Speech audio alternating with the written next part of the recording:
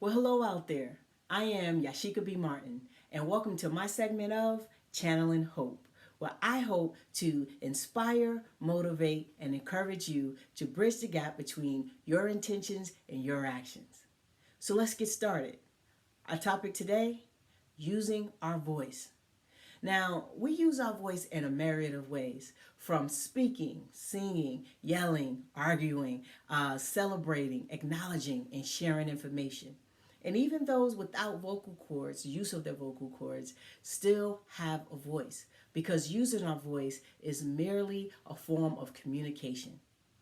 Now, when I think about someone using their voice, I typically think about advocacy, which is a public support of a particular cause that we are willing to speak up on behalf of ourselves and others.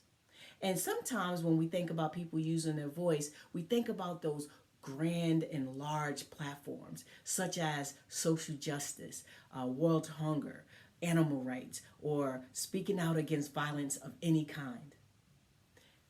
But how often do we think about when and how we use our voice in our day to day interactions and relationships? Communication is such an important tool that it is unfortunate that we often take it for granted. There are times when we assume that a person understands or understood a stance we had because of our previous body of work, our body language, our facial expressions. Not using our voice can often be the cause root of issues in our relationships. Think about it. How often do we not express or not use our voice in speaking up when something is bothering us or when something is important to us? If that's you, if you feel like you could use your voice more in your day to day relationships, I have three action items, three perspectives, three concepts for you that can hopefully encourage you to use your voice and articulate your needs clearly. Number one, understand that having a seat at the table is not always enough. Now, when we think about having a seat at the proverbial table, we're merely saying that you are participating and taking an active role in major decision making processes. And we often will contribute that statement to the professional or business world. But it is also relevant in our day to day interactions and relationships, whether it's through with our significant others, as a parent, a student, a professional, or a consumer. Now, you may say, Yashika, what does this have to do with using our voice? Well, I was watching a webinar where one of my colleagues participated in, and it was a panel of administrators who were discussing diversity and representation in their specific areas. And in responding to a particular question, my colleague shared that she was one of two persons who were not white males at the table. And she had one soundbite from her response that really hit me and sat with me. She said this. She said, now that I have a seat at the table, I recognize that representation isn't enough. I have to use my voice so that the people around the table know that I'm here. What a powerful statement. Not only for her in the realm of administration, but also for us in our personal lives. There are often times when we are asked to be part of a decision making process and we give up that right by going, it doesn't matter, whatever you want. Oh, I can do anything. Every time we give up that opportunity to use our voice, we give up the opportunity to make an impact in our lives and others. So always remember that having a seat at the table isn't always enough. We must use our voice. Number two, practice, practice, practice. Communication skills should be honed and developed over our entire lifetime. One of the things that I was always taught was that communication failure is always on the communicator, never on the receiver. Although the receiver does have some responsibility in that back and forth give and take.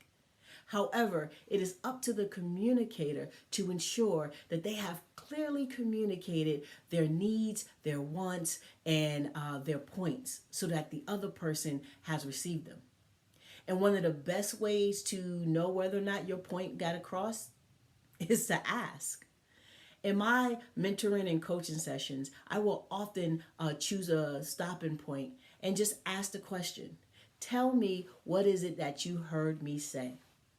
And in doing so, I am provided the opportunity to maybe clarify something or be more specific about the thing that I wanted them to walk away with.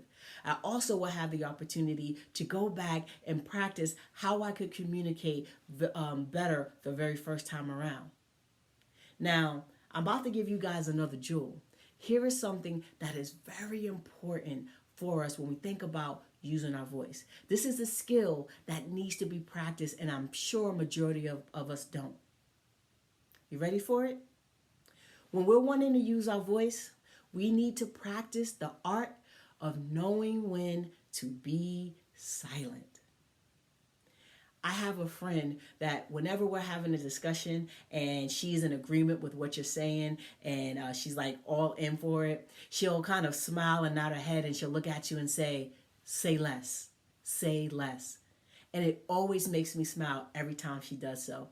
One, because I like the style that in which she delivers that line. And then two, it always reminds me that we often will talk ourselves out of a salient point, all because we do not know when to be silent. Being silent can communicate that we honor the fact that that person has stood there and listened to our perspective. We also communicate that we respect the time that they may need to take in what we've said and to respond. So, next time you are using your voice to communicate a need, always remember that sometimes silence is the best way to be heard. And number 3, do it. Speak. Be courageous. Be willing. Be smart about it.